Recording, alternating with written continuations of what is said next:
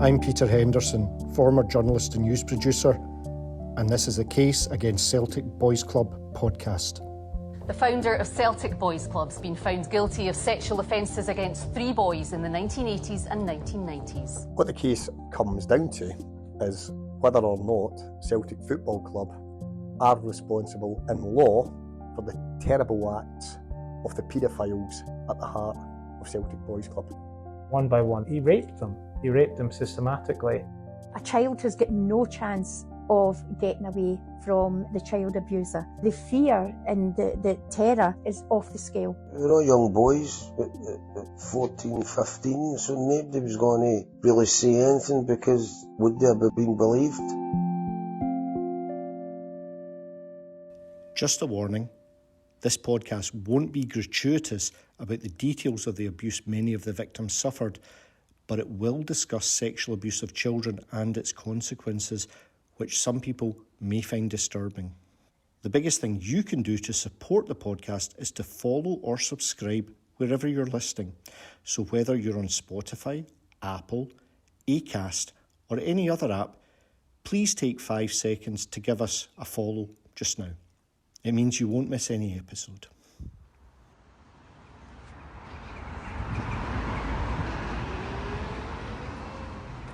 Hello and welcome to episode 1 of the Case Against Celtic Boys Club podcast.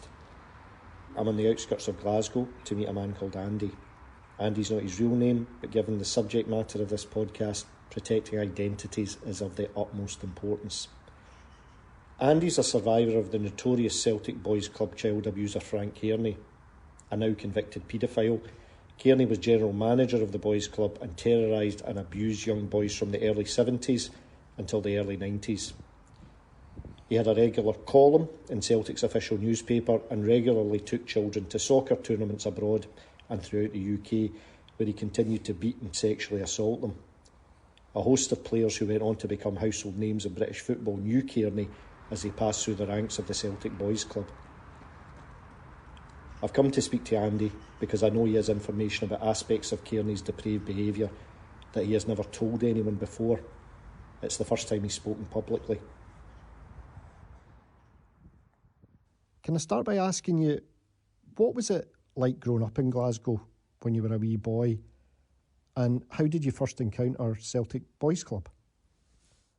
It was pretty tough. Just with the violence, you had the gangs and that. And that was it. All I wanted to do was just play football. It was everything. The first football tap that I ever got, my mum and dad got me, was a Brazil tap. That was the first football tap I ever had. That was, I used to go out and play football, and that was it. So I'd played with a local team. We used to play against Celtic Boys Club, and then when it came to I was about 13 or something, a guy had asked me to, would I like to go down to Celtic Boys Club for trials. It was just like a dream. I'd focused on my football for day one, and that was all I ever done, was trained and played football. So when did you first encounter Frank Cairney? That was the last season that I was there, under 16s. Frank took the under 16 team. He was a big, strapping, kind of strong. If you ask me, he thought he was Jockstein, but everybody kind of feared him because he's shouting and bawling in the way. He just used to strut a bit. So what happened with Cairney that made you realise something's really wrong here? We were training and that, and then after training you go into the showers, and maybe the boys were all getting showered, you remember 2 or 3 deep. Everybody would try to get at the back, because if he came out into the showers, he would just look at somebody and say, "What are you looking at?" and start punching them. He always walked about the dressing room with his 2 hands in his pockets, and he was just, as soon as he came in the shower, there was 3 or 4 showers, his wee room was next to it, everybody just tried to curry into the back, so as they fell out at a barrage of punches, you were now on the receiving end. Did he punch you? Aye. Just scream, "What you looking at?" and start punching you. And then one night after training, and I came out the shower and I was getting dried, and the next minute he's come up by in his lap and started screaming, and then just let off a barrage of punches to my head and upper body, but maybe 10 punches, screaming, bawling, shouting. Automatically you put your hands up to protect yourself, so your towel would be, but it was just, that was it.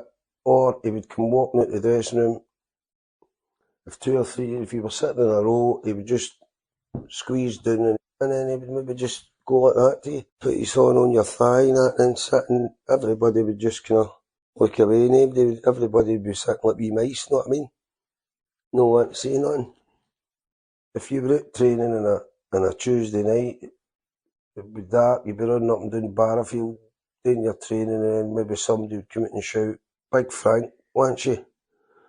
So somebody would then be getting into this dimly lit dressing room, where he'd a wee back room in it, and they'd maybe be away and they're getting treatment when there was nothing wrong with them. And then a couple of players didn't want to play. They were just saying they were injured. They didn't want to play. So how did his abuse towards you escalate, if you feel you can talk about it? Well, we went to play St Mirren, and I was in the back of his motor, but I had a player on the either side of me, and we got to Paisley and we were sitting waiting in the dressing rooms opening, and he'd sat with his back to the passenger door, with his kind of legs out his front door, and he just leaned back and just put his hand right out of the seat onto my thigh and sat there. And the other 2 guys in the motor, they just looked right out the window. They were hear no evil, see no evil sort of a thing. But I just froze. That happened in the dressing rooms at Barrafield. That happened in his motor. So he was abusing you and other boys on a regular basis, but he was also writing a column in the Celtic View every week and portraying himself as this respected football coach. That's what he portrayed. It was just the way he walked about. He just swanned about Celtic Park as if he kind of owned it, in and out of here and in and out of there. Stay with us, because we'll hear more from Andy in a second, including some shocking details of a trip outside of Scotland which has never been heard before. We'll be back in less than a minute. Welcome back. Remember, it really helps if you follow or subscribe to the podcast so you never miss an episode. Now, let's get back to Andy's story. But he took us to Spain, so we went to Benidorm, and the plane hadn't even took off from Glasgow Airport, and this player that was sitting behind me, he'd walked down the plane and started punching and slapping him, and the plane hadn't even left the tarmac at Glasgow Airport. What else happened on that trip? How did he behave at your hotel? He'd been in and out your room, he'd been in and out rooms and all that. And then there was one instance where we had a team meeting called for 10 o'clock in the morning. Everybody was in Big Frank's room at 10 in the morning, except for one player. And everybody's like, "Where's this player? Where are you? Where is he?" And then Big Frank disappeared away for about 20 minutes. And then the guy came into the room, and all the players were just sitting there, and we looked at him, and his white tennis shorts was all marked at the front. And that Big Frank just came in at his back, and we were all like, "What's happening here?" Do you know what I mean? It's too graphic to include in the podcast, but it's clear from what Andy tells me that the missing player had been a victim of sexual assault. We went to another one in Telford, and me and another player changed into our tracksuits and that, into the dormitory and that, and then we went out for a walk round about the playing fields and that, just a bit of exercise. And when we come back, maybe about 20 minutes, half an hour later, and we come up to the dormitory. We went up to the dormitory, and the two of us at the same time opened the door to walk in, the dormitory, and there was 3 or 4 players lying on physio beds with no clothes on. And 3 or 4 adults were rubbing these guys, and me and the player just looked, and we were shocked and knew it was wrong, and we shut the door and left. So these kids that were lying there naked, being molested, they were from Celtic Boys Club?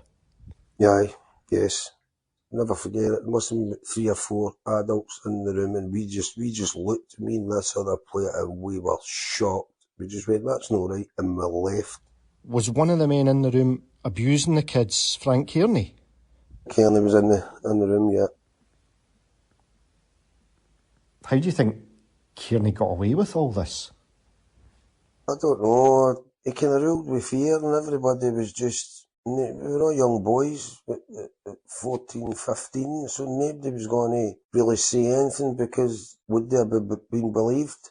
And before my brother passed away a few years ago, when this came out, he said to me, why did you not tell me? And I said, because you couldn't say anything. I'm going to read you something from the Celtic View. It's from December 1986, and it's in response to an article in a Sunday newspaper where fears had been raised about inappropriate behaviour by Celtic Boys Club coaches towards the kids. So I'm quoting now. A Sunday newspaper recently carried a story which cast a shadow over the Celtic Boys Club in general and some of the leaders in particular. It also contained a clear inference that Celtic Football Club have not taken appropriate action with regards to allegations contained in the article. In actual fact, the Celtic Board have investigated the rumours and interviewed the men concerned and could find nothing to substantiate the stories. The article goes on to say, and again I'm quoting, those boys club leaders who have been placed under a cloud as a result of these rumours have instructed their lawyers to take appropriate action and if necessary go to a court of law to make sure these scurrilous stories are buried once and for all. How does it make you feel when you hear that? It's just a cover-up. If he's saying that, I don't know how it was investigated, because it was going on right under their noses. So what were they investigating? Something else? We're no storytellers. So what we're saying happened. It's no scurrilous stories. You're not going to invent something like that. So obviously his investigation was doing a one-way street. Should people higher up in Celtic have known what was going on? They should have. They should have known. And maybe nobody wanted to rock the boat because it was Jockstein that appointed Cairney. Maybe that was the bottom line in hindsight now. I just feel, for the start of this, I just thought that the Celtic supporters that pay their ticket money, I've always said all along, for day one, I need to tell all the Celtic supporters that paid their season ticket money all the years to follow Celtic, all over the world, whatever, they should know the truth, what has happened. Because they ruined that many players. They ruined that many good players. So how did all this affect you, Andy? Celtic played Rangers, I would just turn the telly off. I hated football. I hated it. I just couldn't stand football, wouldn't watch football, and then you'd have people coming up in the seat saying, what a football player he used to be, and that, and this and that, was it the boos and the birds and that, and you were like, oh, just, that was it. I used to just go like, fuck football. I ended up homeless, ended up an alcoholic, cost me my marriage, and my mental health issues are still suffering, and I'm just like a loose cannon, and I've been like for 44 years. Like a loose cannon, unpredictable, can't go anywhere, it's busy, just get paranoid, but I've been walking about with this spinning round my nut for the last 44 years, and every time you've seen something on the telly, like Celtic or that, you'd be like, oh, just freaking. What would it mean to you if this case against Celtic Boys Club were to succeed? It would just give me closure knowing the fact that all the Celtic fans that's followed them all the years and paid all their money and everything knew the truth.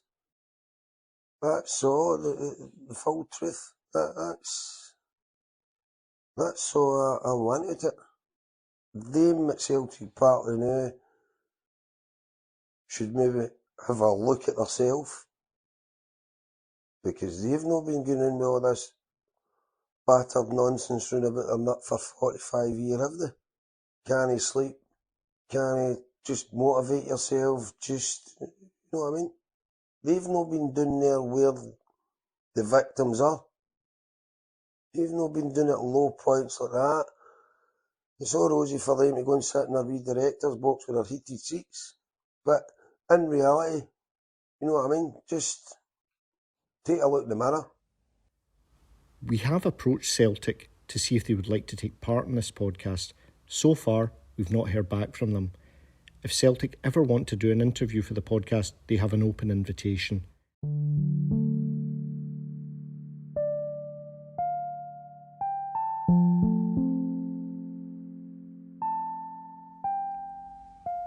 So that's the end of episode 1. Thanks for listening. Episode 2 will follow soon. If you can please hit the subscribe or follow button, that makes sure that when new episodes are released, you get them sent straight to you, whatever podcast platform you're using. This podcast will be free, and it's very important to me that it is free so as many people as possible can listen to it. But if you want to support the work of the small team who produced the podcast and help tell the story of the case against Celtic Boys Club, there's a Patreon link in the show notes. If you're able to donate a small amount, it goes a long way to help keep the podcast going. Thanks for your help. Coming up in episode 2. Can you imagine if 30 players and more of Manchester United, Barcelona, the LA Lakers, the New York Yankees brought a claim for historic child abuse? It would be earth-shattering, it would be all around the world. I've no doubt that what we're looking at here is the biggest and the most rotten form of child abuse in the entire history of sport.